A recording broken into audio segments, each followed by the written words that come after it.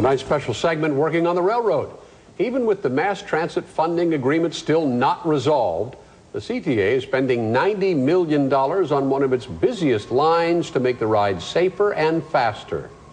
ABC 7's Paul Mikey here with the story tonight. Paul? Kathy and Ron, it's hard to have a rapid transit system if rapid has become a foreign concept.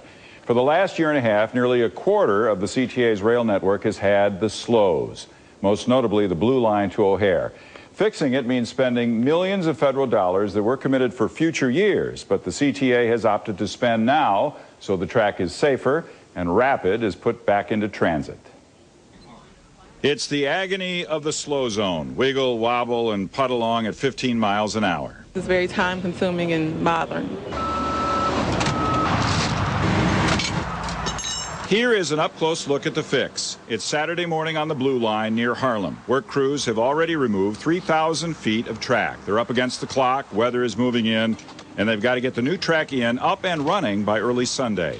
The old wooden ties, eaten away by time, are out, replaced by a recyclable plastic composite tie that's supposed to last conservatively 30 years.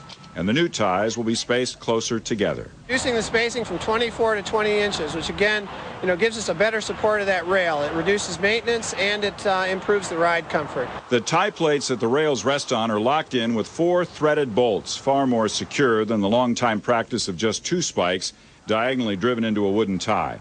And with a computer leveling system, train speeds between Addison and O'Hare are to go higher than the old 55-mile-per-hour limit.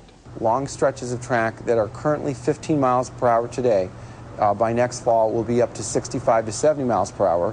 It will be quieter, it will be smoother, and there will be less movement on the train. At a time when massive layoffs, route cuts, and fare hikes are still possible come the new year, the CTA is doing this $90 million worth of track work by leveraging future federal money, available only for capital projects. This track we know will last well in excess of 30 years.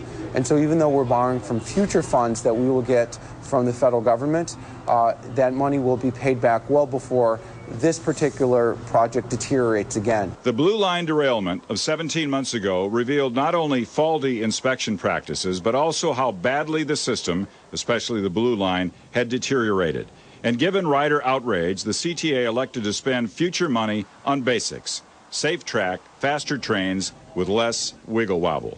I didn't bounce over back and forth in my seat. It was nice.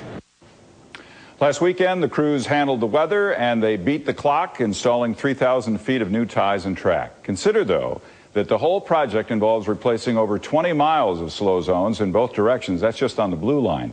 Winter will put the work in hibernation later this month. They'll resume in the spring and plan to remove the last of the slows by this time next year.